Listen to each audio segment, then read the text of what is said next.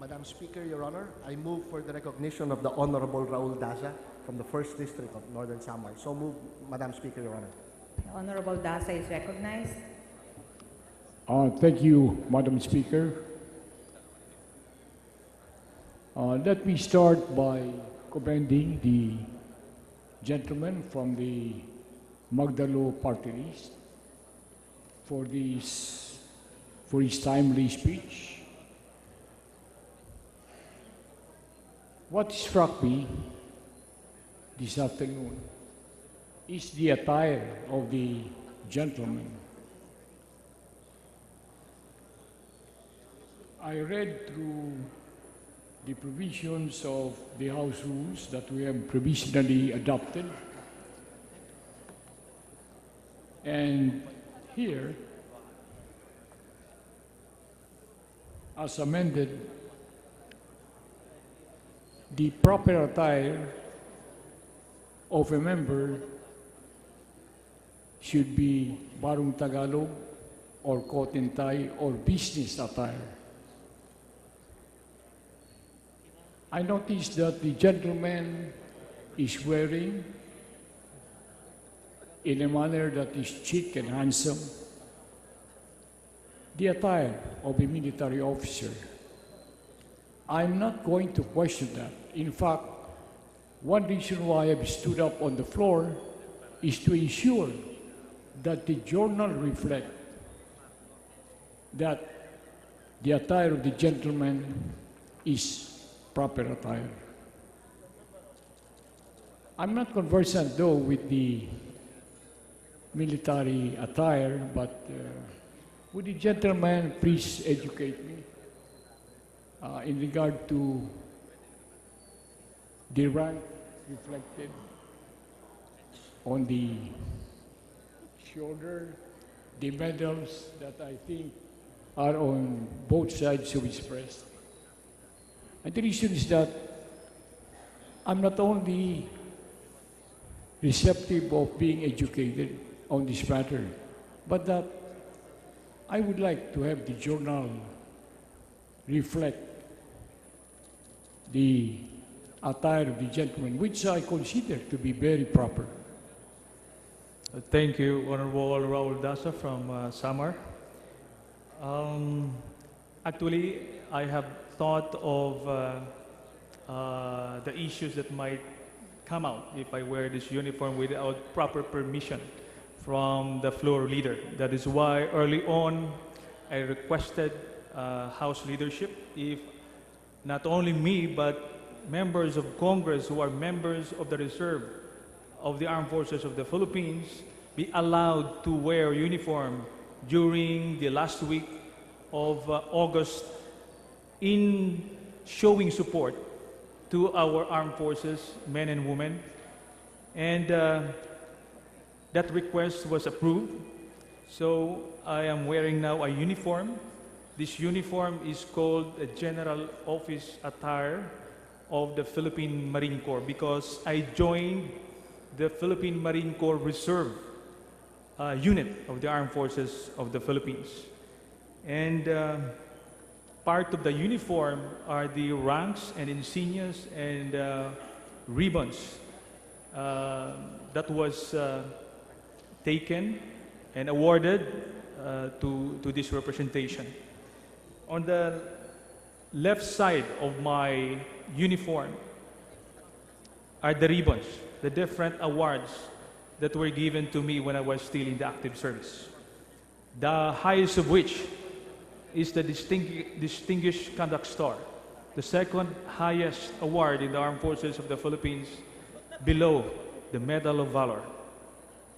Then we have the Gold Cross, and then the Military Merit Medal, Military Commendation Medal, and other campaign medals.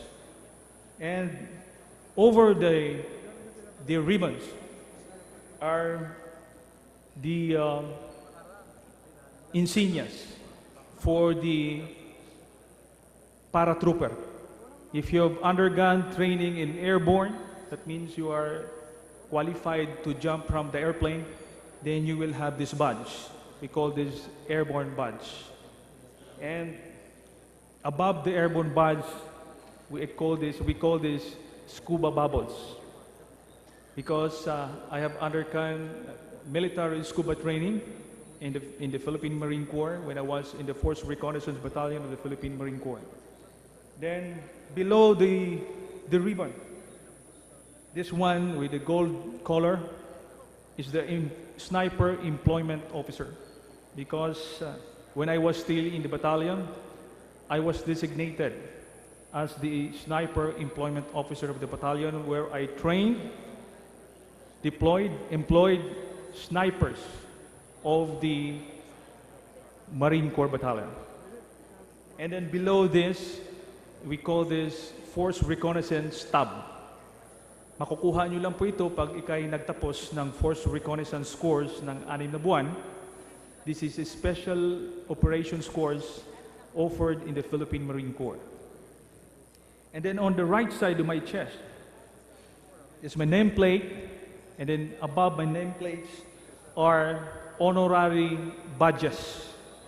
Bibigyan ho kayo nito pag meron ho kayong cross-training with the U.S. Marine Corps and the U.S. Army. If you have conducted airborne training and actual jump from the airplane, you will be given these honorary badges. And the one on my collar is the rank for Lieutenant Colonel. I think that's all I have in my uniform, Honorable Daza. Thank you, pa.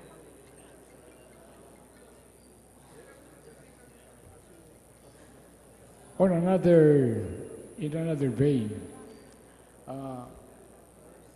the gentleman, I'm sure, is aware that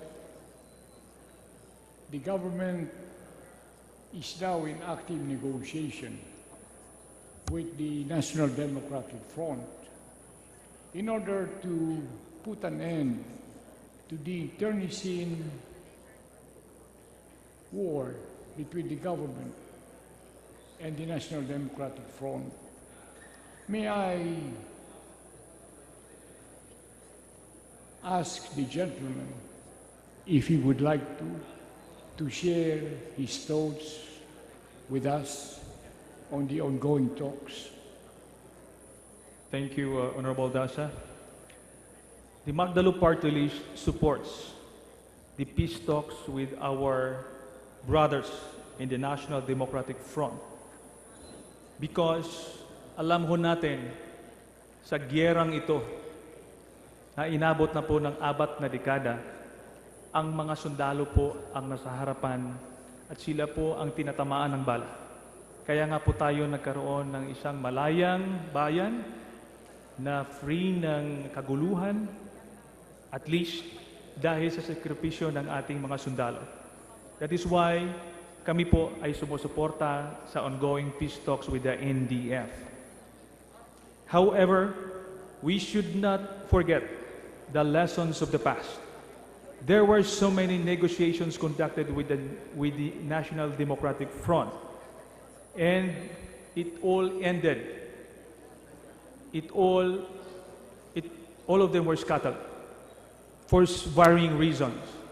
And yet, I just would like to point out that at the end of the day, we should look at the ultimate objective of the CPP, NPA, NDF.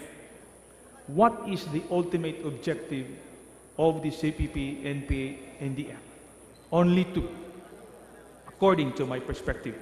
One is to overthrow the government.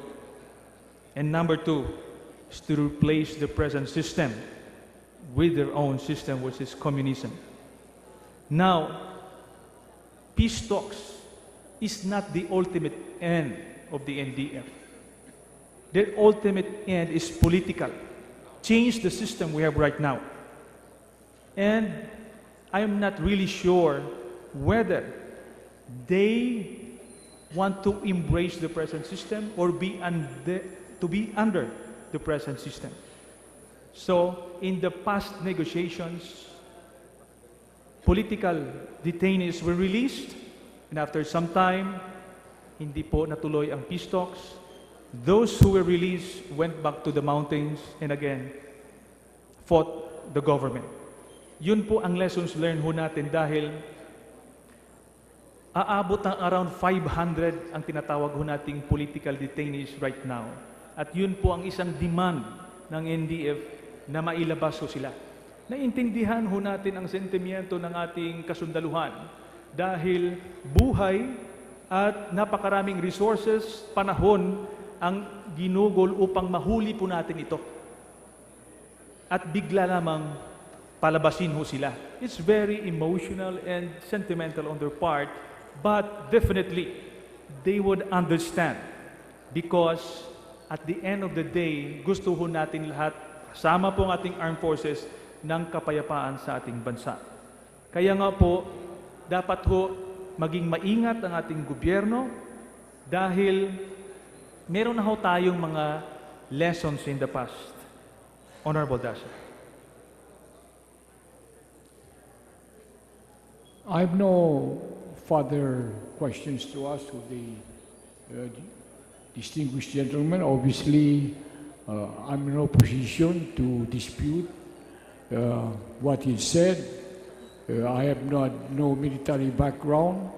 The only background I had was when I was in the ROTC, and I was not into military science. I was with the ROTC band, so I was more adept with the musical instrument that I handled than I was with the rifle. But in any event, Madam Speaker, I would like to thank profusely the gentleman from the Magdalo Party List for sharing with me and with us his inner thoughts on the prospects of the ongoing peace negotiations. Thank you, Madam Speaker. Thank you, gentlemen from the Magdalo Party List. Maraming salamat po, Madam Speaker and Honorable Daza. Majority Leader. Madam Speaker, I move that we refer the speech of the Honorable Alejano and its interpellation to the Committee on Rules. So move, Madam Speaker, Your Honor. Is there any objection? The chair hearing none. The speech of the Honorable Alejano and its interpellations is referred to the Committee on Rules. Madam Speaker, Your Honor.